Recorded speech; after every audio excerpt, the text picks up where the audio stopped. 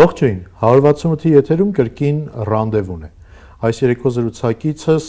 հասարակական, քաղաքական գործիչ, բայց միևնույն ժամանակ խիստ կանացի ու հայեցի Նաիրա Զոհրաբյանն է, բարի երեկո տիկին Զոհրաբյան։ Շնորհակալ եմ, որ Ես եմ, շնորհակալ եմ։ Իմ տաղավարում եկել եք զարդարելու։ Գալու ենք ամենասկզբից ու խոսելու ենք դեռ մանկությունը։ Լավ գանքա։ Ինչպիսի երեխա էր Նաիրա Զոհրաբյանը։ Ոյ, դե ես դժվար դա հիշեմ, բայց իմ ծնողների պատմելով շատ հետաքրքիր, շատ ես հիմա ասեմ, կասեն, տենցել երևում է, ես խոսել եմ 7 ամսականից։ 7 ամսականից եւ առաջի այդ թոթովախոս երեխաները, որ խոսում են, ինչ որ տենց թոթովախոսություն չի եղել, արդեն 8-9 երբ որ դեռ մի տարեկան չկայի, ես մաքուր խոսում էի եւ ես շատ հիշում եմ, որ իմ ծնողները շատ էին տանում մեզ Եվպատորիա հատկապես, դե այդ ժամանակ սովետական տարիներին այդտեղ էր հանգիստս էր ծովի ափին, հիշում եմ, որ ես շատ մաքուր հայերենով խոսում էի, շատ երկար մազեր ունեի եւ այնտեղ մարդիկ մտածում էին, այս ինչ սիրուն մարդ է, մտածում էին մեծ, բայց ափսոս որ լիլիպուտ է,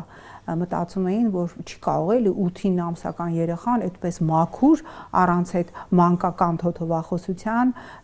խոսել, շատ լավ մանկություն եմ ունեցել, գիտեք, ես նայում եմ քո հաղորդումը ասատուր եւ այդ ընդհանրապես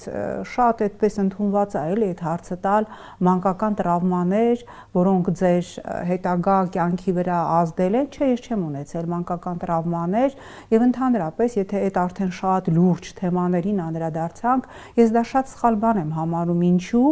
Ինձ կարող ես ասել, հիշացնել, թե Ֆրոյդը ինչից է մահացել այդ մանկական տրավմաների, այսպես ասած, այո, մահացել էվթանազիայից, ինքը խնդրել է, որ իրան էվթանազիա անի, իր մտերիմ բժիշկը եւ իրեն մորֆիի մեծ դոզա են սրսկել, եւ այդ Ֆրեյդի իմ կարծիքով էշ տեսությունն է, էլի, որ այդ ձեր բոլոր խնդիրները գալիս են ձեր մանկությունից, մանկական տրավմաներից, պատանեկությունից, պատանեկան տրավմաներից։ Ֆրոյդը ինքը եղել է ծանր հոգեկան խնդիրներ ունեցող մարդ, ինքը եղել է դեպրեսիվ մարդ եւ իր դեպրեսիաները փորձել է արդարացնել մանկական տրավմաներով, չկա տենց բան։ Կա Ֆրոյդին հակառակ մեկ այլ հայտնի հոգեբույժի, հոգեբանի Ադլերի տեսությունը, որը ասում է, որ չկա որևէ տրավմա, որը մանկությունից եկել է եւ ազդել է ձեր վրա։ Ձեր ամեն մի քայլի պատասխանատուն եւ մեղավորը դուք եք եւ դրա համար, որ ինձ հարցնում են, ինչ որ մանկական տրավմաներ ձեր մեծ մնացելական պատանեկան չէ, ես շատ հետաքրքիր այն վերականգնվող էներգիա է, էլի, ես չգիտեմ, տենց հիմա կա, չէ, վերականգնվող էներգիա։ Ես այդ վերականգնվող էներգիայի տեսակ եմ, էլի, բնականաբար բոլորիս կյանքում էլ ինչ որ տրավմաներ լինում է, ինչ որ դժբախտություններ լինում է, ինչ որ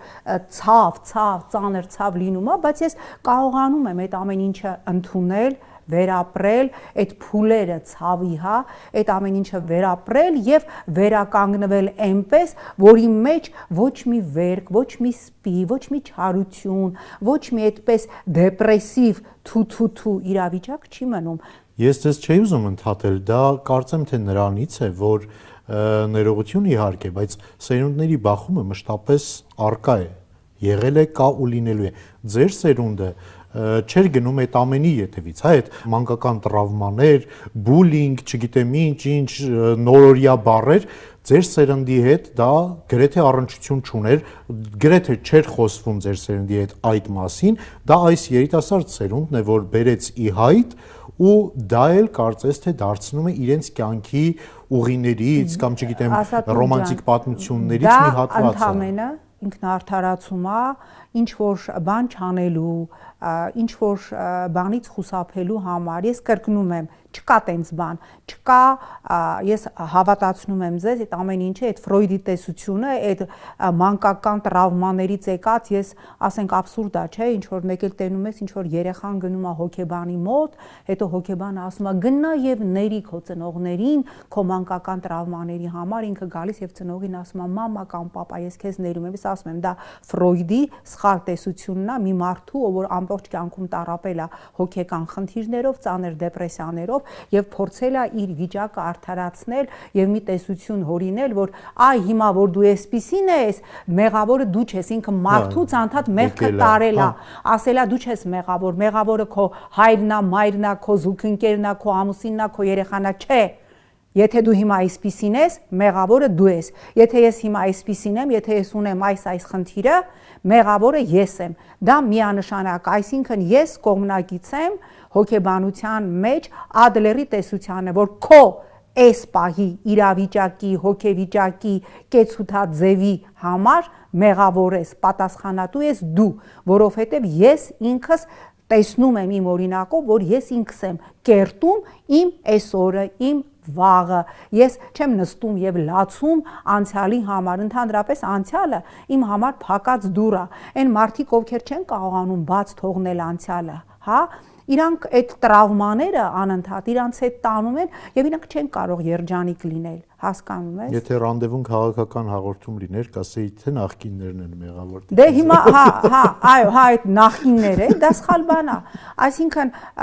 ես երևի մի քիչ տարբերվում եմ ձեր բոլոր ստանդարտ հյուրերից, որովհետեւ ես չեմ ափսոսում ոչինչի համար, ես չեմ ափսոսում իմ ապրած ոչ մի օրվա համար, ես ոչ մի ցավ անցյալում ապրած, որը իհարկե եղել է, որտեղ չկա մարդ, որ ցավ չապրի։ Ես այդ ցավը ինձ հետ չեմ բերում այսօր։ Ես սովորել եմ հատկապես, գիտեք, այդ 44 օրյա պատերազմը իմ մեջ շատ բան փոխեց։ Ես հասկացա, որ պիտի գնահատես այսօրը, պիտի գնահատես այսօրվա թեկուզ փոքր երջանկությունը, փոքր հաջողությունը, պիտի մի փոքրիկ բանից կարողանաս ուրախանալ։ Եվ եթե դուք ինձ հիմա հարցնեք, ես երջանիկ մարդ եմ, ես կասեմ, հա, ես կատարյալ երջանիկ մարդ եմ, որտեվ ես ամենափոքր բանով ուրախանում եմ։ Կարող է աբսուրդ թվա, չէ՞։ Ես զարթնում եմ, ես շնորհակալություն եմ հայտնում Աստծուն, որ այսօրը բացվեց, որ իմ հարազատները, իմ սիրելիները, ում ես սիրում եմ, իմ մտերիմները, իրանք բոլորը առողջ են, խնդիր չունեն, որ ես կարող եմ, ասենք, գնալ տեսնել աշխարհում մի էլի սիրուն բան եւ այդ ամենը կիսվել իմ մտերիմների հետ։ Այդ է երջանկությունը, ինչ որ շատ, ինչ որ տենց աբստրակտ բան չի, չէ։ Երջանկությունը այն է, ինչ դու այսօր այս պահին զգում ես։ Բայց դա ստեղծում ենք մենք, հավատա, ստեղծում ենք եւ կերտում ենք մենք։ Իհարկե։ Դեռևս կգանք այդ փուլին, բայց կրկին գնալով պատանեկություն։ Ինչպես որոշեց Նաիրա Զոհրաբյանը, որ պետք է ուսման գնա թատերական ինստիտուտ։ Տեսեք, դա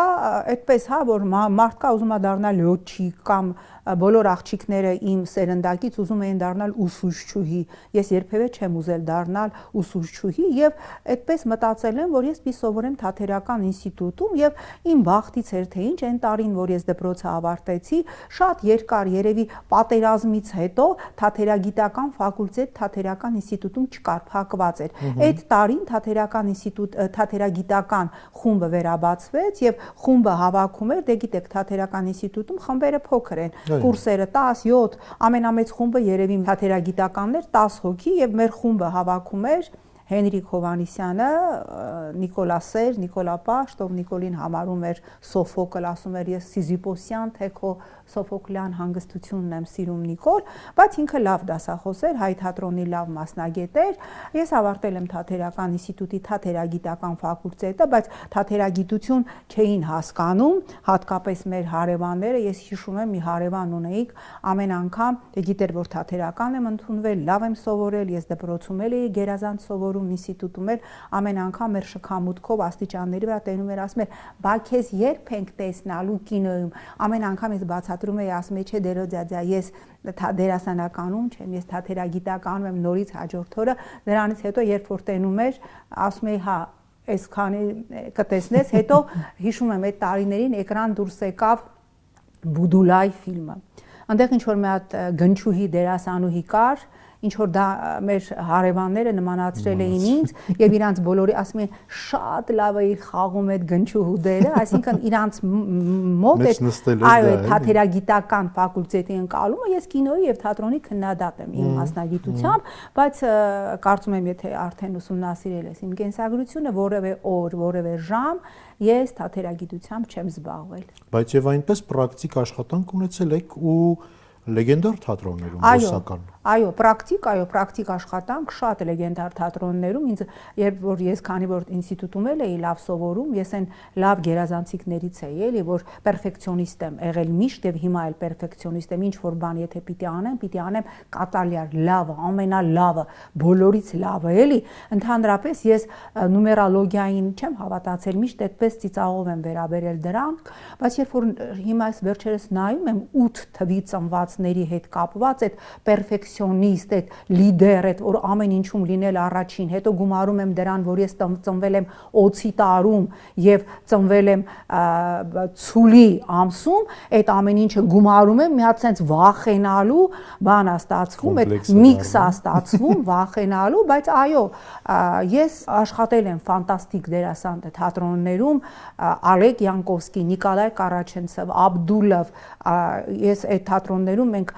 Մարկ Զախարովի Լենկոմում եւ դա ֆանտաստիկ էր, երբ որ ես առաջի անգամ տեսա Լեգենդ Թիլի մասին եւ Յունոնայի Ավոսը, որտեղ խաղում էր Նիկոլայ Կարաչենցովը, դա մի հատ նոր խոսք էր, հա, թատերական արվեստում, դա ինչ որ ջազի, թատրոնի, ակրոբատիկայի միաձուլում էր Յունոնան եւ այն մյուս ներկայացումները Մարկ Զախարովի բեմադրած, դա մի հատ շշմելու բան էր, եւ ես հասկացա, որ իսկապես ռուսական թատրոնը եւ նաեւ ռուսական բալետը իսկապես մի համաշխարհային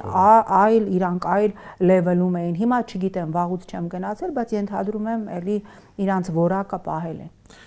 Բա որը եղավ այդ կետը, որ հասկացաք, որ այլևս չեք ուզում զբաղվել ձեր մասնագիտությամբ։ Ես երբևէ չեմ ուզեցել զբաղվել թատերագիտությամբ, որ անկեղծ ասեմ, ես նույնիսկ չգիտեմ, թե ես ինչի ընդունվեցի թատերական ինստիտուտ, որովհետև շատերի համար տարօրինակ խոստովանություն կանեմ, ես բոհեմի մարդ չեմ։ Ինձ բացարձակապես դուր չի գալի այդ բոհեմական, երբ որ ինստիտուտում էլ ինչ որ նստում էին, խմում էին, երեկոները գնում էին ներկայացումներ, ինչ որ բաներ էին քննարկում, ես բոլորը գիտեն, ես ժամը 10:30 պիտի քնեմ, աշխարհը շուր գա, երկրագունդը շուր գա, չգիտեմ ինչ ուզում ալինի, 10-ից 10:30 ես պիտի քնեմ, դա իմ քնելու ժամն է, ես բոհեմի մարդ չեմ, դուք ինձ երբեք չեք տեսնի սրճարաններում, ռեստորաններում, ինչ որ շրջապատներում նստած, երբեք չեք տեսնի որևէ անգամ, ինձ դուր չի գալիս այդ, ես չեմ քննադատում այդ միջավայրը, այդ մշակութային, այդ որ հավաքվում են, խմում են, քննարկում են բան, ինձ այդ միջավայրը դուր չէր գալիս եւ քանի որ դուր չէր գալիս, ես այդպես առաջարկ եղավ 92 թվականին ար շաբաթաթերթում աշխատելու եւ ես ամիջապես, ասինքն ես այդ ընթացքում արդեն երեխա ունեցա ինստիտուտի ընթացքում եւ բնականաբար իմ առաջի հենց աշխատավայրը եղել է լրագրություն եւ երկար արդեն տարիներ լրագրություն 10 տարի, վերջի 10 տարին հայկական ժամանակում մինչև 2007 թվականը իմ առաջին պատգամավորական գործունեության տարին։ Դուք այն անհատներից եք, այն կայացած լրագրողներից եք, ով անցնելով ուղի, ինչպես նշեցիք ձեր խոսքում, վերջին 10 տարին աշխատել եք հայկական ժամանակում։ Թերթ կառույց, որը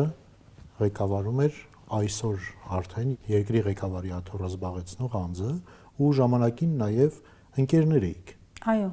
Փաշինյանի հետ։ Այո։ Դուք այն մարդկանցից եք, որ ամենալավը կարող է ճանաչել նրան։ Ինչպիսին էր նա իբրև լրագրող ու խմբագիր։ Տեսեք, հիմա ով ինչ ուզում ասի, հայկական ժամանակը, հիմա անունը կդնեն դեղին մամուլ, թե կդնեն ինչ,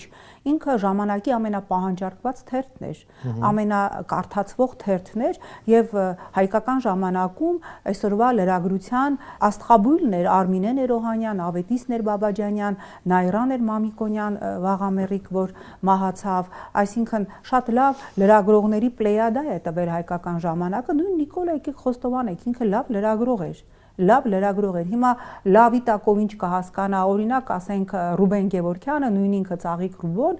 մեր անունը հայկական ժամանակի լրագրողների անունը դրել էր լրատվական քիլլերներ, ասում եք, դուք լրագրողներ չեք, դուք լրատվական քիլլերներ եք։ Միգուցե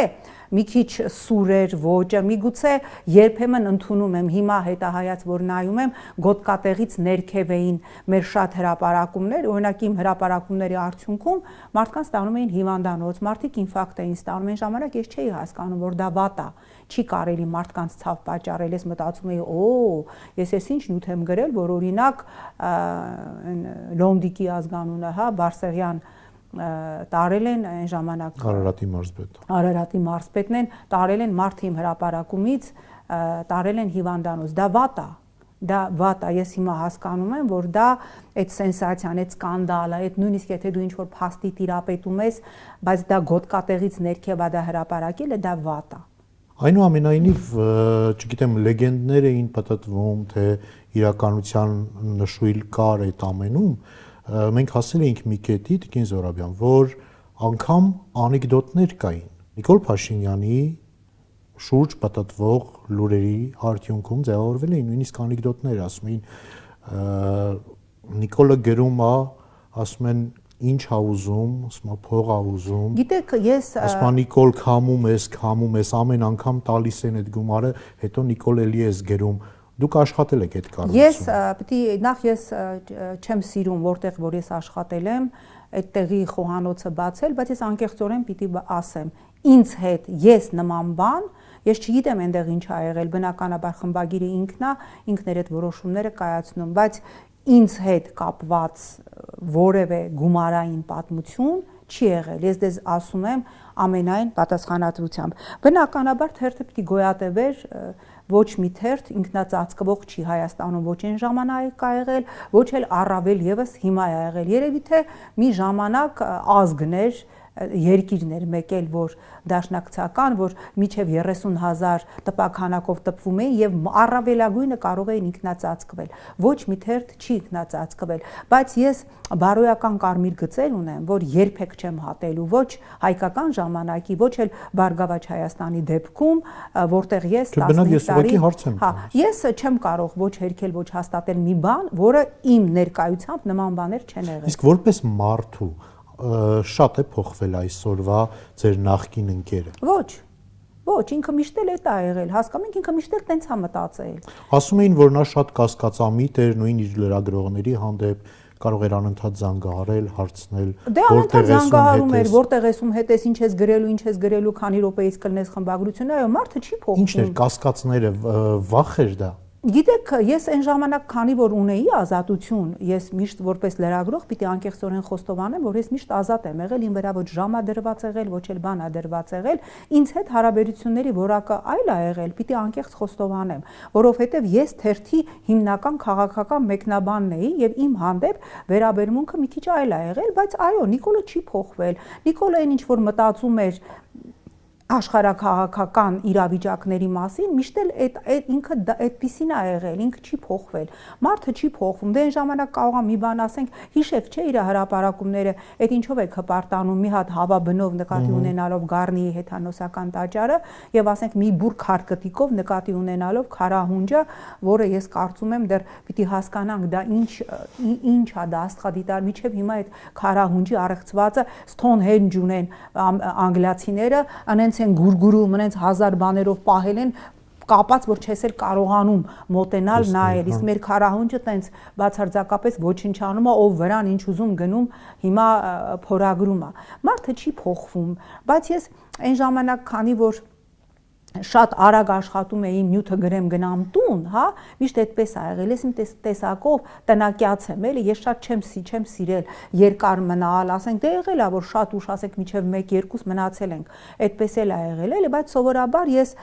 քանի որ պերֆեկցիոնիստ եմ, ես այդ գերազանցիկի սինդրոմը իմ մեջ կա, ես արագ գալիս եմ ազգային ժողով հարցազրույցս անում եմ կամ գնում եմ որևէ միտինգի, գալիս եմ խմբագրություն, նյութը գրում եմ, վերջացնում եմ, այդպես ցանցով ուղարկում էինք Նիկոլին ու գնում էինք, ես գնում էի տուն, հա, այդպես շատ, որ ասեմ, դենց նստել ենք,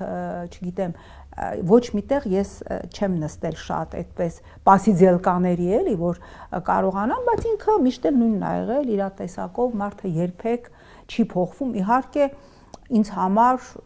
որոշակի որակներ կար, որ նոր էր, որ օրինակ ես կարող եմ այդ մասին ասել 20 թվականի նոյեմբերի 5-ին, երբ որ դեռ մի քանի օր կար, որ պետք է ստորագրվեր, հա,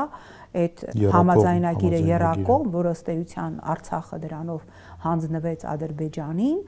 ես այդ օրերին Մոսկվայում էի եւ ռուս իմ գոլեգաները այդ մասին գիտեին։ Իրենք եւ ես այդ ժամանակ հանդիպել եմ եւ Ժիրինովսկու հետ, եւ Կալաշնիկովի հետ, եւ Պետդումայի փոխնախագահ Տալստոյի հետ, իրենք բոլորը գիտեին, որ ըստ էության Շուշին հանձնվելու է, չի լինելու։ Ես շատ լավ հիշում եմ, որ Ժիրինովսկու հետ հանդիպման ժամանակ իրենք ասեցին, որ դե իրավիճակը այսպես է, մի քանի օր հետո Շուշին էլ կհանձնվի, արդեն Շուշիի համար այդտեղ Շուշին ըստ էության հանձնված է, հիշում եք մեկ Նիկոլը դեռ ամսի 8-ին գրում էր Շուշիի համար մարտերը շարունակվում են։ Ես շատ լավ հիշում եմ, այսպես ձեռքս դրեցի սեղանին Ժիրինովսկու առջև, ասեցի կարող եք կտրել ձեռքս։ Նիկոլը էմոցիոնալ է, Նիկոլը շատ դեպքերում կարող է անադեկվատ բաներ անի, դա կարող են վկայել եւ Վահե Էնֆիաջյանը եւ Միքայել Մելքումյանը, մենք միասին ենք, բայց ես չեմ հավատում, որ ինքը կգնա այդ դավաճանական քայլին եւ կստորագրի մի փաստաթղթի տակ, որով Շուշին հայկական չի կարող լինել այդպիսի բան։ Եվ փաստորեն ամսի 5-ին ասել եմ չի կարող լինել, ամսի 9-ին այդպիսի բան եղավ, այսինքն բաներ կար, որ ես չէի պատկերացնում, որ դա հնարավոր է, որ ինքը կարողանա անել, ինչքան էլ բնավորության մեջ ուներ էքսցենտրիկ բաներ, ինչքան էլ ոչ ստանդարտ մտածողության մարդ էր։ Շատերը ձեր այդ նշած պլեադայից ձեր մասին խոսելիս նշում են, որ դուք այն բացառիկներից եք հենց այդ խմբագրությունում, որ ամենաշատն եք կարդում։ Այո։ Բայց ձեր հետ աշխատող գոլեգաներից մեկն այսօր արշավ է սկսել, կրթվել է նորաձև է։ Միգուցե դուք էլ սկսեք։ Չէ, ես ինքը ձեզանից շատ է կարդացել։ Ոչ, չեմ կարծում, որ միգուցե հիմա սկսել է կարդալ, ես չեմ կարծում, որ կրթվելը նորաձև է, կրթվելը պարտադիր է։ Դե ես էլ միջև հիմա տենց գիտեի։ Այո, կրթվելը պարտադիր է եւ պարտադիր է նաեւ այդ մասին չթմկահարելը, այդ մասին չխոսելը, ոնց որ անընդհատ մենք թմկահարենք, խոսենք, որ ամեն օր մենք ատամի մածուկով մեր ատամները մաքրում ենք, այնքան նույնքան բնական է կարդալը, որքան ասենք քո հիգիենայով զբաղվելը։ Ես ամեն օր ինչ որ մի բան պիտի կարդամ։ Հիմա իհարկե շատ քիչ եմ կարդում, որովհետև դրա ժամանակը չկա, բայց ես ամեն դեպքում սիրում եմ գիրք, այդ գրքի հոտը։ Այո, գրքի հոտը այլ է։ Իհարկե երբեմն ասենք ինչ որ բաներ նաև հիմա աուդիո տարբերակով եմ լսում, որովհետև այո, դե այդ տեմպին չես դիմանում, հնարավոր չի։ Այնքան են նորությունները, այնքան են ամեն ինչը, բայց ես սիրում եմ նաև ընթերցել իմ կարդած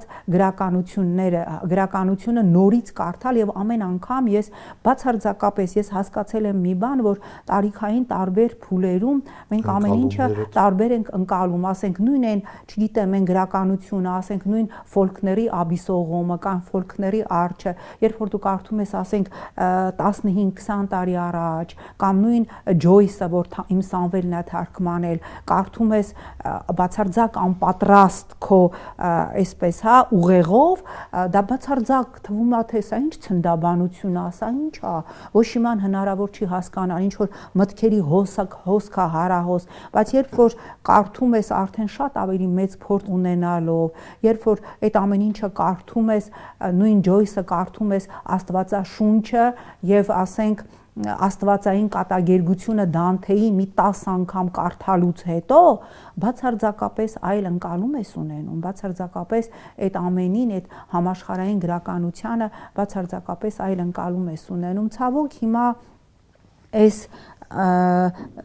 դարը, այս ժամանակները, այս տիկտոկյան ժամանակները, այս տեղեկատվությունը սարքել են fast food, այսինքն մենք այսպես fast food-ով դա ծամում ենք եւ այդպես, հա, եթե նկատել ես, նույնիսկ ամենասենսացիոն լուրը այսօր մեր ժամանակներում 1-2 օրվա կյանք ունի։ Հասկանում ես, պատկերացնում ես, առաջ մի հատ այն սենսացիաներից մեկը, որ հիմա հրապարակվում է, լիներ դա կարող է ամիսներով դառնալ քննարկման առարկա։ Այսօր ցանկացած լուր, նույնիսկ ամենասենսացիոնը, sense fast food-ի նման է, պոպկորնի նման է,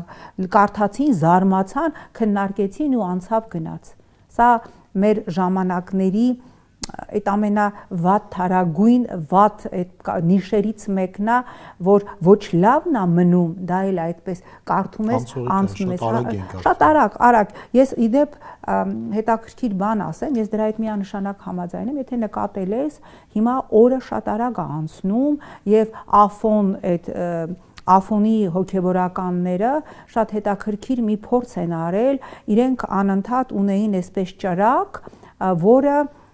վառվում էր 24 ժամ եւ իրենք աղոթում էին եւ տևական ժամանակը իր տևողությունը ուղիղ 24 ժամ էր, 1 օրը, 1 օրվա մեջ 1 օրը 24 ժամ էր, հիմա 1 օրը, որ վառվում է այդ իրենց ճրակը, տևում է 18 ժամ, այսինքն օրը ըստ էության այդքանով կրճատվել է եւ եթե նկատել ես, զարթնում ենք, չենք հասկանում ինչպես եկավ արդեն 3 օր, այո, նույն Աֆոնի հոգեվորականների հաշվարկներով, որ իրենք արել են այդ վառվող բուրվարի մոմի վրա, օրը այսօր, որ նախկինում 24 ժամ էր, հիմա 18 ժամ է, որովհետեւ մոմը, որը նախկինում այդ տաճարում եկեղեցում վառվում էր 24 ժամում, հիմա 18 ժամ հետո ինքը այրվում եւ ավարտվում է։ 18 թվականին դուք հաճախ նշում եք, մեր օրերում շատ է այդ դիսկուրսը, թե ով բերեց, դուք մի անգամ նշեցիք բավականին բարկացած, ասացիք ես բերեցի։ Այո, նաեւ ես։ Նաեւ դուք լավ ճանաչելով Փաշինյանին 18 թվականին հավատում էիք իր հնչեցրած մտքերին ու ազնիվ մղումներին, թե այդտեղ կար քաղաքական որոշում ու դուք այդ քաղաքական որոշումը պահելու գործին լծված եք։ Տեսեք, շատ բարդ հարց եք տալի, որի շուրջ ես շատ երկար եմ մտածել։ Նախ, եթե դու կուսակցության անդամ ես, դու պարտավոր ես ենթարկվել կուսակցության որոշմանը, բայց ես չեմ ուզում հիմա ստել եւ ասել կուսակցությունը կողմ էր Նիկոլին, ես դեմ էի, չէ, այդպես չի եղել։ Ես այդ ժամանակ, գիտեք, ես հետո շատ որոշ ժամանակ հետո, երբ որ ես սկսեցի ուսումնասիրել ամբողի հոգեբանությունը եւ հասկացա, որ դա ինչ որտեղ նաեւ վիրուսային, բացիլային, այսպես վարակի նման բան է եւ դա իսկապես վարակի նման բան է։ Եթե բոլորը ինչ որ մի բան են ասում, ինչի է, չէ, հիմա այս իշխանությունը շատ օգտագործում այդ պոակը, եթե ինչ որ մեկի նյութի տակ 1000 հոգի հայհոյում է, ուրեմն 1001-րդը մտածում է, ուրեմն այս 1000-ն են ճիշտ, ես սխալ եմ։ Այդպես էլ 18 թվականին, այո, ես հիմա արդեն որ ուսումնասիրել եմ ամբողի հոգեբանություն եւ հասկացել եմ, որ դա էպիդեմիա է, դա այո, էպիդեմիա է, դա հիվանդության նման մի բան է, երբ որ փողոցում 100-150 հազար էր, ես ասում եի ստոպ, նարա, ուրեմն իրանք ճիշտ են, դու սխալ ես, այնպես որ ինձ որևէ մեկը չի ստիպել եւ ես ԲՀԿ-ի քաղաքական որոշման արդյունքում չեմ որոշել, որ այո, մենք պիտի պաշտպանենք Նիկոլ Փաշինյանի, նախ ես ասեցի արդեն, նույն Ժիրնունովսկու հետ հանդիպման ժամանակ ես ասել եմ, որ ինքը էմոցիոնալ է, էքսցենտրիկ է, բայց չի կարող ինքը Արցախ հանձնել։ Հիմա բայց ես այն եզակի մարդկանցից մեկն եմ, որ երբ որ հիմա սաղ ասում են, բա ով բերեց Նիկոլին, ինչ որ սենց ձիվանի տակ են նայում, չգիտեմ, կրավաթի տակ են նայում, ու դա ասում են մարդիկ, որոնց ես տեսել եմ հրապարակում, որ սենց արմունկներով բրդում էին ինձ, որ Նիկոլի հարթակին ավելի մոտիկ կանգնեին, բերել ենք մեզանից յուրաքանչյուրը, եւ դա փաստ է։ Այո, ես չէի պատկերացնում, որ իմ ճանաչած Նիկոլը կարող է լինի մի մարդ, ով կարող է գնալ Ստեփանակերտի վերածննդի հրապարակում ասել Արցախը Հայաստան է եւ վերջ, եւ հետո Պրագայում կարող է ասել, որ Արցախը Ադրբեջան է եւ վերջ։ Հիմա չէի պատկերացնում։ Ես վստահ եմ, որ այն ժամանակվա Նիկոլին, որ Նիկոլը հարցներ Նիկոլ, դու կարող ես մի քանի տարի հետո այդպիսի բան ասես, ինքը կասեր ոչ, դա հնարավոր չի։ Տիկին Զոհրաբյան, ձեզ տարիներ շարունակ բնութագրել են որպես անկոտրում, ինչ որ չափով նաև կոշտ երկաթյա լեդի։ Դա քաղաքականությունում պաշտոն զբաղեցնող, քաղաքական դիրք ունեցող կնոջ համար պաշտպանողական ռեակցիա էր, թե ձեր տեսակը։ Տեսեք, սխալ կարծրատիպ կա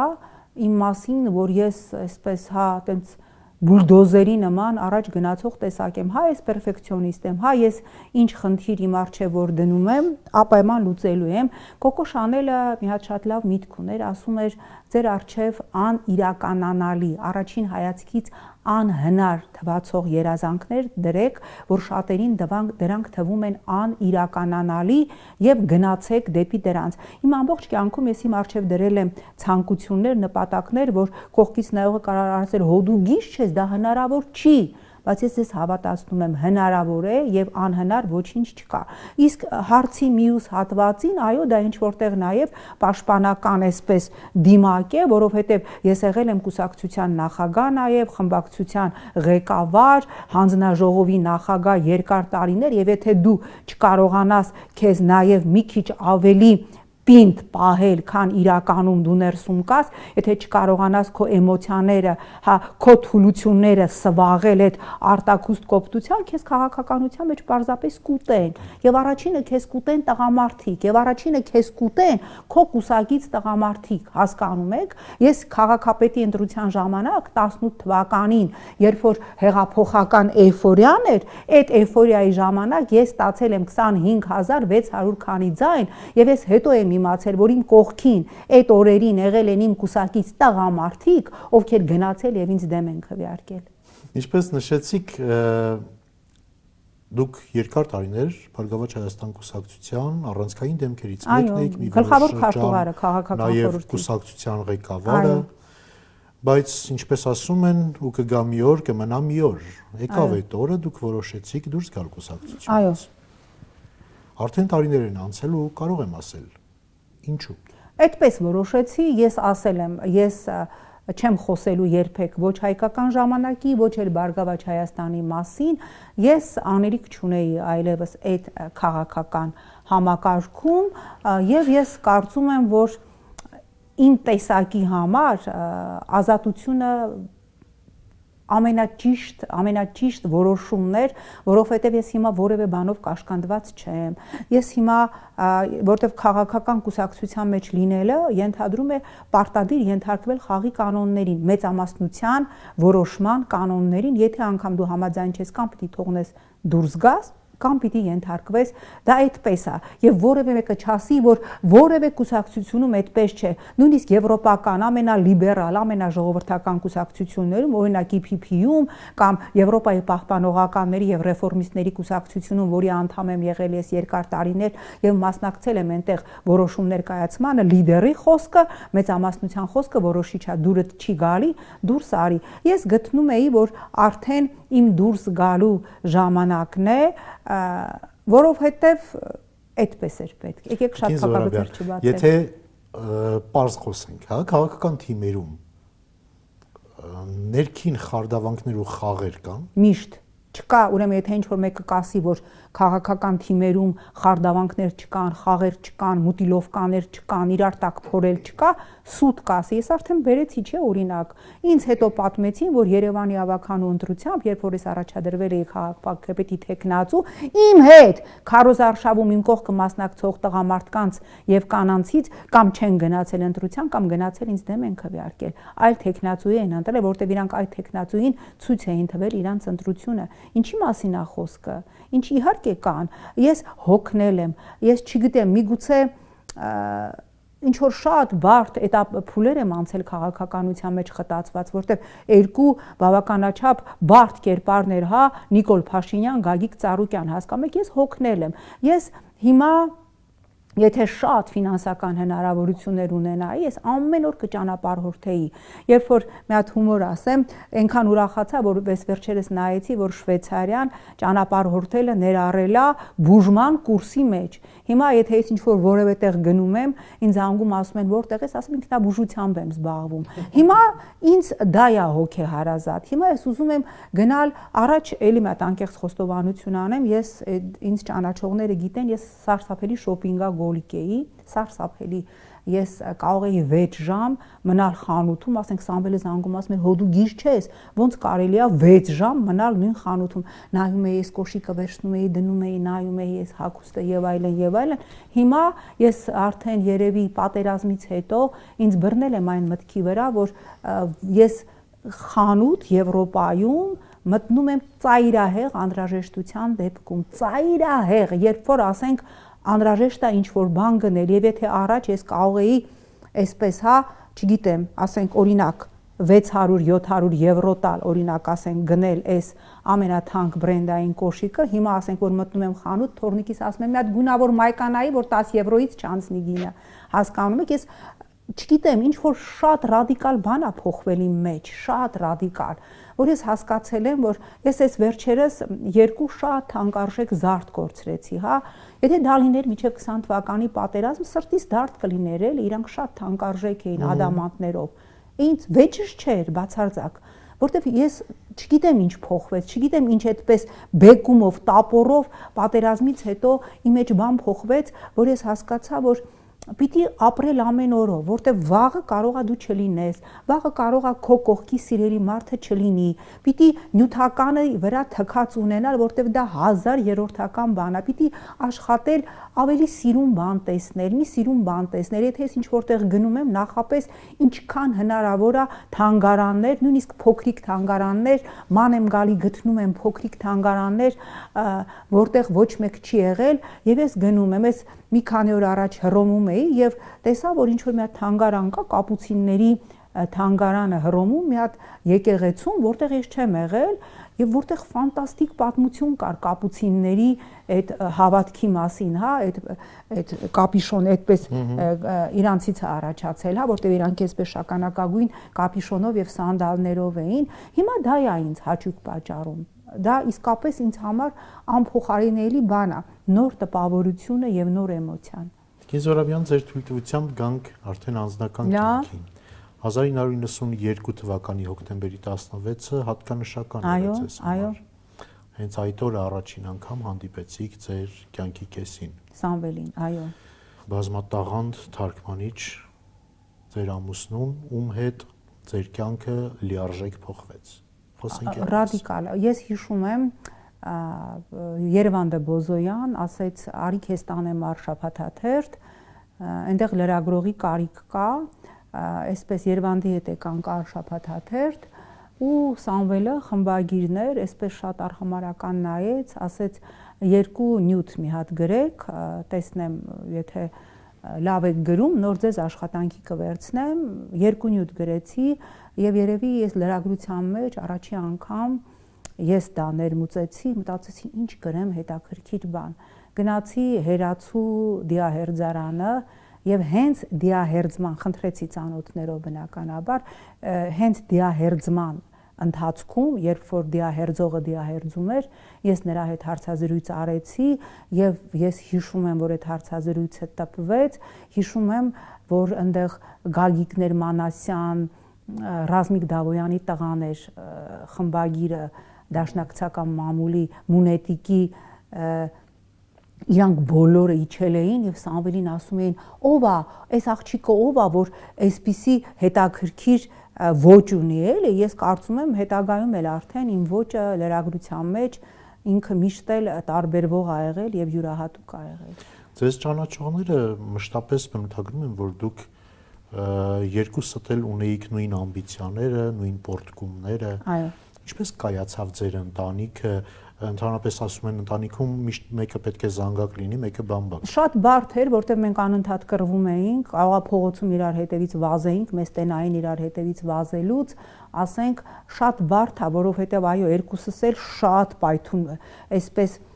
սեփականատեր էինք, հա, այսպես ամբողջապես մարդը պետք է պատկաներ քեզ։ Ես իմ տեսակը այդպիսին է, ես չեմ տալիս, ես դիմացին այն մարդուն, ում ես սիրում եմ, ես իր շնչառական բոլոր կիսլարուտները փակում եմ, մարդը խեղդվում է, մարդը չի կարողանում առանց ինձ հետ խեղդվում է եւ դա բերում է մի հատ աննկարագրելի կոնֆլիկտի, աննկարագրելի պայթունի, նույն կերպ ինքն էր, ինքը չէր կարողանում առանց ինձ, ինքը խելագարվում էր, եթե ես ինչ-որ մի այլ մարդու հետ ընդհանրապես կարող է բարևեի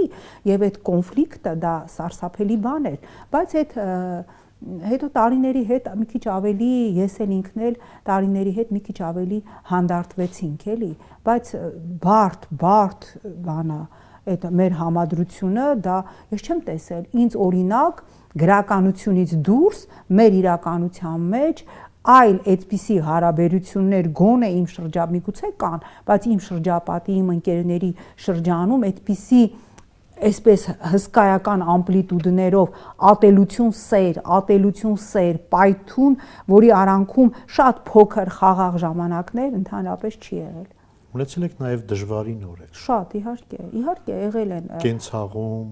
երբ կար բնակարանի խնդիր։ Ամենտեղ կար Հրանտ Մաթևոսյանը մեզ սենյակ էր տվել գրողների միությունում, երբ որ գրողների միության նախագահներ այդտեղ էին քնում եւ եղել է որ այո,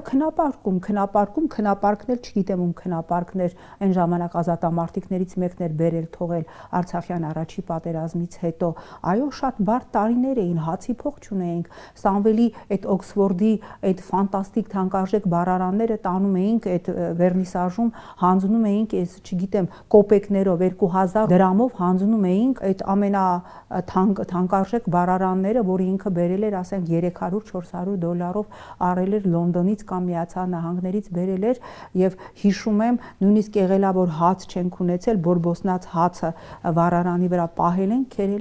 կերել ենք, բայց ես էլի եմ ասում, հա, վերադառնալով այդ դժվարություններին, այդ ամենը ես հիմա սիրով եմ հիշում, դրանքի մեջ ոչ մի այդպես տրավմա, ոչ մի դեպրեսիա չեն թողել, որովհետև այդ երբ որ մարդը անընդհատ կարճում է, հա, այդ իր մանկական տրավմաներից, այդ բաներից, ինքը առողջ չի, ինքը մեծանում է չար, կոմպլեքսավոր։ Ասատուր ջան, այսօր մենք ինչի ունենք այդքան հայհոյող կին։ Ինչի դա այդպեսին չեն ծվել, չէ՞ մարդիկ, այդ իրանց տրավմաները, այդ իրանց չստացված ամուսնության, չստացված սերերի, մերժումների այդ տրավմաները, այդ կանայք չեն կարողացել վերապրել, չեն կարողացել, այդ ամեն ինչը պիտի կարողանաս վերապրել, մարսել, տխրել, այդ դժբախտության փուլերն էլ, չէ, դժբախտությունը, ես Սամվելից հետո երկար եմ ուսումնասիրել, դժբախտությունը ինքը փուլեր ունի, սկզբից դու բողոքում ես Աստծու դեմ, հետո կռվում ես մահացած քո հարազատի դեմ, հետո սկսում ես նրան ատել, որ քեզ թողեց մենակ, հետո գալիս է այդ սմիրենիա, հա, այդ հանդարտության, այդ հաշտվելու փուլը, այդ ամեն ինչը, այդ կանայք, այդ հայհոյող եւ նաեւ տղամարդիկ, իրենք չեն կարողանում իրենց ապրումները, իրենց չսիրված լինելը, իրենց մերժված լինելը, այդ ամեն ինչը ապրել, անցնել եւ մաքրվել։ Իրանք այդ տոքսինները, այդ թույները կուտակում են իրանց մեջ, իսկ ինչ դինում դրա արդյունքը լինում է այն, որ նստում են Facebook-ում սկսում են տարբեր մարդկանց սերախեղված հայհոյանքներ գրել։ Հիմա ես ինձ որ հարցնեն ինչից եք ամենաշատը խուսափում, ես խուսափում եմ տոքսիկ մարդկանցից։ Ես որտեղ տեսնում եմ տոքսիկ մարդ, իրանց հայացքից երևում է, որ իրանք տոքսիկ են, հասկանում եք, տոքսիկ մարդիկ, իրանք քեզել են այդ վատ ֆլուիդները փոխանցում։ Ես դրա համար եմ միշտ մարդկանց խորհուրդ տալի ազատվեք եւ ձեր շրջապատից մաքրեք բոլոր տոքսիկ մարդկանցից, որտեղ իրանք ուղղակի վնասակար են դիմացինի առողջության համար, իրանք քիչ չի իրանց են թունավորում, դեռ մի բան էլ վնասակար են դիմացինի առողջության համար։ Տիկին Զարաբյան, երբ դուք խոսում եք, ես չեմ ուզում հարց տալ, որովհետեւ մեծ հաճույքով լսում եմ, շնորհակալություն։ Մի անգամ էլ ասել եք, որ կգա ժամանակ ու դուք կսկսեք գիրք գրել։ Այո։ Գիրք ձեր շրջապատի մարդկանց ու ձեր մասին։ Բայց ասել եք նաև, որ դեռևս չի հասունացել այն պահը, որ բավականաչափ ազնիվ գտնվեք ու ձեր մասին գրեք այն ամենը, ինչ կար իրականում։ Այո։ Ինչն է խանգարում։ Գիտեք, մարդ պիտի կարողանա, մենք սովորենք, չէ, այդ Ֆրոյդի նման ասել, որ ես մեղավոր չէի, իրավիճակն է մեղավոր։ Այո, ես կարծում եմ, որ նախ ես իմ գրելու ձիրքը ափսոս է, որ կոր չի, ես կարծում եմ, որ երբ ես կարողանամ ինքս իմ մեջ լինել ազատ եւ այնքան, որ ես կարողանամ նաեւ ինքս իմ մասին, թե ինչու, ինչի ազդեցության տակ ես կայացրեցի այդ որոշումը, արդյոք վախի,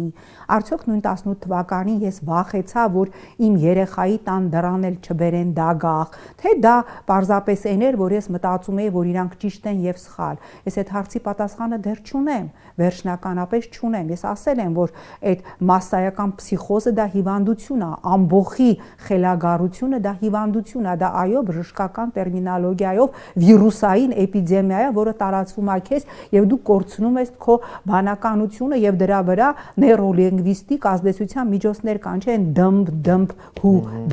դմբ հու հիմա էլ այդ սրտիկը եւ այլն ես պիտի կարողանամ այդ ամեն ինչը հաղթահարել, ես պիտի կարողանամ նաեւ անկեղծ ասել, որ այո, ես վախեցա, որ այդ դագաղից, որ տարան Աշոտյանի եւ մյուսների տներին մի հատ էլ չբերեն իմ երեխայի տան դրան կամ իմ տան դրանը դնեն։ Ես պիտի այդ ամենը կարողանամ հաղթահարել, ես պիտի կարողանամ նաեւ հաղթահարել ազնվությունը, որ այն մարդկանց հետ ում աշխատել եմ, իրանց մասին էլ կարողանամ գրել ճշմարտությունը եւ մի օր ես դա անելու եմ, որովհետեւ իմ կյանքը քաղաքականության մեջ նաեւ հատկապես իմ փորձառությունը դա շատ օգտակար է լինելու եւ ես վստահեցնում եմ, որ դա լինելու է բեսթսելեր եւ այդ գրքով ես դառնալու եմ միլիոնատեր։ Ռանդևուի այս հատվածում բլից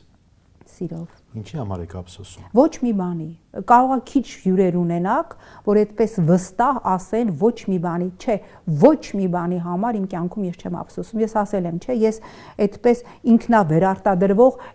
ատոմակայանի նման եմ, ես այդ ցավը, այդ վիշտը, այսպես կարող է մի պահ ինձ թվա թե այսպես մի քիչ կռացել եմ, բայց չէ, ես այդ վերքերս լիզելով նորից իմ մեջ մի հատ հետք չի մնում, մի հատ սպի, մի հատ ցավ չի մնում։ Դրա համար ես որևէ բանի համար չեմ ափսոսում։ Իսկ զղջում։ Զղջում եմ, որ քիչ եմ ինքս ինձ ժամանակ տրամադրել, շատ քիչ եմ ինքս ինձ ժամանակ տրամադրել, ես հիմա որ ունեմ ժամանակ ինքս ինձ տրամադրելու, իմ դեմքի խնամքով զբաղվելու, որը ես կնոջ համար համարում եմ շատ կարևոր եւ շատերը ինձ ասում են, «Ես դու պլաստիկ վիրահատություն ես անել», ասեմ, չէ, ես կյանքում չեմ անի, որտեվ էշերն են պլաստիկ վիրահատություն անում, կներեք արտահայտությանից, որտեվ այսօր եւ էշերն են գնում իրանց դեմքերին ֆիլերներ եւ չգիտեմ ինչեր սրսկում, բոլորը դառնում են տրանսգենդերի նման նույն դեմքով, չէ։ Ես ինքս հիմա ապշելու բան ասեմ, հիմա զբաղվում եմ այդ նաև ուսումնասիրում եմ այդ բաղադրությունները, ակտիվ նյութերի, որոնք վերականգնում են մաշտը, բիոխիմիկ եմ դարել, նայում եմ, ռետինոլը վիտամին C-ի հետ չի կարելի, իրանք իրար հակազդում են, ամենաթթուներ, պեպտիդներ, ես չգիտեմ, գուբկաներ, մարսկոյ, որոնք մաշկը ակտիվացնում են, հիմա դա է ինձ հետաքրքիր, ես ափսոսում եմ, զղջում եմ, որ շատ այդ քաղաքականությունը ինձ շատ է խեղդել, շատ է կլանել եւ երբ որ հիմա ասում են, բա նորից չես ուզում падգամավոր դառնալ, չէ, չեմ ուզում, որտեվ ես 15 տարի այդ մանդատը ունեցել եմ եւ ինքը բացարձակապես հետաքրքիր չէ, ես հիմա որպես անկախ գործիչ շատ ավելին եմ անում նաեւ միջազգային կառույցներում, քան այն ժամանակ, որ այդ մանդատը ես իմ ձեռք ունեի, դա միայն ինձ տալիս էր, որ վիզայի խնդիր չէի ունենում եւ վերջ, ընդհանրապես Այդ քաղաքական ակտիվ փուլում երբևէ եղել է դեպք, որ նեղացրել եք ինչ-որ մեկին հակառակորդ քաղաքական ճամբարից ու այսօր զղջում եք։ Ես ասացի, եւ լրագրող ժամանակ ես հիմա ներողություն եմ խնդրում այն մարդկանցից, ում իմ անկեղծորեն ներողություն եմ խնդրում, որտեղ ես հիմա որ հետո ինքս դարձա քաղաքական գործիչ եւ հասկացա, որ խոսքը կարող է ցավացնել, խոսքը կարող է վիրավորել, ես ներողություն եմ խնդրում բոլոր այն գործիչներից, ում որպես լրագրող, որի անվանը կպցրել էին լրագրող քիլեր, վիրավորել եմ եւ մարդկանց ցավ եմ պատճառել, որովհետեւ նույն բանը, նույն փաստը դու կարող ես ներկայացնել այնպես, որ մարդուն չտանեն հիվանդանոց, ինչպես իմ բազմաթիվ հրապարակումներից հետո է եղել, եւ նաեւ քաղաքական դաշտում, եթե իմ խոսքը ազգային ժողովի ամբիոնից, ես ինչի եմ սա ասում, որտեւ արդեն տևական ժամանակ է, ես ինքս ունեմ այդ որոշումը եւ ես հույս ունեմ, որ ինչքան էլ նիկոլական սեգմենտը իր հայհոյանքներով փորձի սադրել, ես այդ որոշումս չեմ չեղարկելու, իմ սլենգում, իմ բառամթերքում չօգտագործել որևէ վատ, որևէ վիրավորական բառ։ Ես հիմա եմ հասկանում, որ բառի հետ մենք շատ զգուշ պիտի վարվենք, որովհետև բառը ամենաուժեղ զենքն է, որովհետև նույնիսկ անկախ նրանից, թե դու ինչ դիրքում ես, ազգային ժողովի ամբիոնին կանգնած ես, դու ավելի բարձր ես, քան այն մեկը, որ չի կարելի, բառը վիրավորում է, եւ եթե ես չեմ հիշում, որ քաղաքական հարթակում ես գոտկատեղից ներքև հարված հասցրած լինեմ, բայց եթե եղել է եւ ինչ որ մեկը կհիշի, եւ հետո ես նաեւ էլի պատերազմից հետո մի բան հասկացա, մի բան սովորեցի, ես չգիտեմ այդ տղաները, այդ 18 տարեկան տղաները, որոնց չէի էլ ճանաչում, հա, ինձ սովորեցրեցին այնքան բան, ես իրենց շնորհակալ եմ, իրենց 18 տարի ապրած կյանքով ես հասկացա, որ պետք չի դա այդ կոմպլեքսը ունենալ քո սխալների համար ներողություն խնդրելու, դա աստվածահաճո բանն է, ամենակարևոր բանն է, որ մարդը կարող է ասել կներես։ Մարդը կարող է ասել կներես։ Ես երկու բան սովորեցի պատերազմից հետո նաև իմ սխալների համար ասել կներես, եւ եթե ինչ-որ բան չեմ ուզում անել, ասել ոչ։ Եթե ինչ-որ մեկին չեմ ուզում հանդիպել, ասել ոչ։ Առաջ կարող անհարմար զգայի, ասեի դե կզանգեմ, կտեսնեմ, կփորձեմ։ Հիմա ասում եմ ոչ։ Դա հնարավոր չի։ Ոչ ասելը ահավոր հեշտ է, եթե դու իսկապես դա չես կարող անել եւ իսկապես դա չես ուզում եւ ասել ներողություն, եթե դու ինչ-որ մեկին վիրավորել ես կամ սխալ բան ես արել, դա իսկապես քեզ այնքան մեծ ազատություն է տալի, որ չեք պատկերացնում։ Տիկին Զորաբյան, կա մարդ, ում կուզեիք ասել ինչ-որ բան, բայց ցավոք չեք հասցրել։ Երևի իմ հայրիկին, իմ հայրիկը ես շատ քիչ եմ լացում, բայց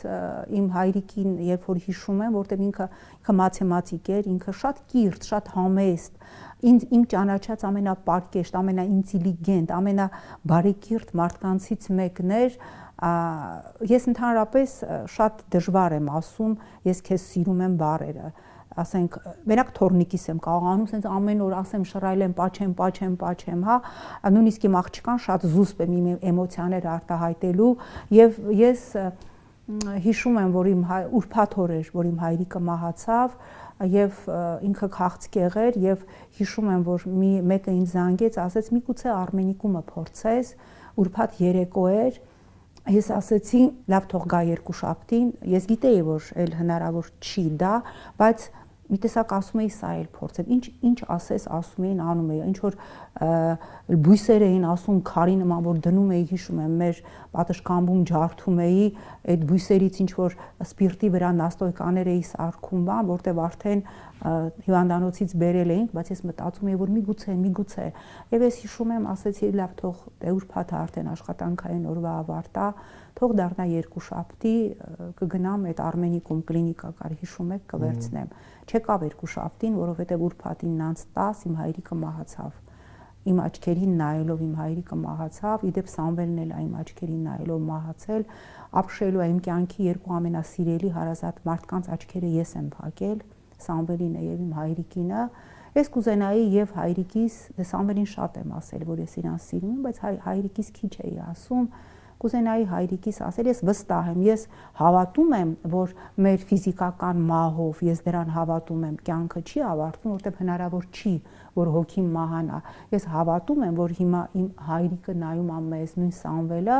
ես կուզենայի իմ պապային ասել, որ ես իրան շատ եմ սիրում։ Եթե հետևել եք ռանդևուին, ծանոթ եք արդեն մեր ռուբրիկային, որ պետք է առաջարկեք հաջորդ թողարկման հյուրերից մեկին, ում եք առաջարկում։ Գիտեք, ես գալուց մտածում էի, որ այդ կռիս հարցը տալու ես, հա, եւ երևի, չգիտեմ, փորձենք Շարմազանով Էդուարդին, որտեղ ինքը շատ հետաքրքիր խորքային է, էլի, հա, եթե Արմենը եկած չլներ Աշոտյան եւ իմ անունը տված չլներ, ես հիմա նորից Արմենի անունը կտայի, որտեղ Արմենը շատ հետաքրքիր է, ափսոս որ չեք երկացրել եւ իր բանաստեղծություններից չի արտասանել, որտեղ ինքը շատ սիրուն է գրում։ Իհարկե ես մեկ կանենք։ Ահա կանենք, ես իհարկե իրան ասում եմ հերիք է այդ Եսենինյան ոճով այդ լալահարաճ բան, բայց ինքը շատ ռոմանտիկ է, անկախ իր այդպես պինդ կերպարից քաղաքականության մեջ ուժեղ աշխատասեր, ինքը շատ նուրբ սիրտ ունի Արմենը ինձանից 1000 անգամ ավելի, բայց եկեք փորձենք Շարմազանը Վեձիկին, հա։ Սիրով։ Զանգում ենք Էդիկին։ Զանգում ենք։ Բա որ հանկարծ չվերցնի հեռախոսը կամ զբաղված լինի։ Դուք եւս չվերցրեցիք հիշեցեք։ Հա, ես երկրում չէի, թե ինչ։ Այո։ Էջան, ռանդևույում եմ բարձրախոսով, ոնց ես։ Պրիվետ Նարջան։ Պրիվետ Էջան, լավ, սիրելիս։ Էջան մտածում էի ով կա էլի որ սենց հետաքրքիր բան հիմա ասատուրը նստած ասեմ ախր հետաքրքիր Էդիկն է ինքը ասեմ որ Արմենն եկած չլներ Արմենին էլ կասեի բայց մեկ էլ Էդիկին կարամ ասեմ Էջան խնդրում եմ իմ Կարանք Արմենի հետ միասին էլ գանք խնդիր չկա Չէ էլի Արմենը եկել է Էջան հիմա ասատուր ջան ես առաջարկում եմ իմ ընկերոջը Շարմազանով Էդիկին որտեղ ինքը շատ խորքային է եւ վստահ եմ էլ բարևներ մենք հիմա եթերում ենք Եվ ես ուրեմն առաջարկում եմ Շարմա Էջան դե հուսով եմ այս տաֆետը փոխանցում եմ քեզ մենք այսօր շատ անկեղծ զրուցեցինք Շնորհակալ եմ անպայման կնայեմ հաղորդումը Լավ Էջան պակա սիրելիս պակա պակա Շնորհակալ եմ ձեզ հրաշալի հյուր առաջարկեցիք ինձ Այո Կարծում եմ մեր զրույցն էլ հետաքրքիր ստացվեց եւ իսկապես ես ինքս արդեն ասեմ մի հատ անկեղծ խոստովանությունը հոգնել եմ քաղաքական հարցազրույցներից չեմ կարողանում նայել, եթե ասում են ես մեկը ինչ որ ասեմ պատմի էլի երկու բառով պատմի կամ վերնագրերը կարդալով գնում եմ, ես կարծում եմ այո մեր հանրությունը նաև այս կարգի հաղորդումների կարիք ունի, որպեսզի նաև այն ստերեոտիպերը, որ իմ մասին, Արմենի մասին, մյուսների մասին, ձեր մյուս հյուրերի մասին կա կոտրվի, որ չմտածեն էլի, որ մենք սենց ինչ որ վախենալու բաներ ենք, որ մենք էլ ենք լացում, մենք էլ ենք շատ դեպքերում խոցելի, մենք էլ ենք վիրավորվում, հա, բայց երբեմն պետք է լինում քաղաքականության մեջ այդ երկաթե դիմակը դնել, որ քեզ պարզապես չուտեն։ Իսկ ինձ ուտել հնարավոր չի, պարզապես։ Շնորհակալ եմ։ Ես եմ շնորհակալ։ Ուզում եմ, որ մշտապես լինեք այսպես գեղեցիկ, կենսախինդ ու գաք ու զարդարեք մեր տաղավարները։ Շնորհակալ եմ։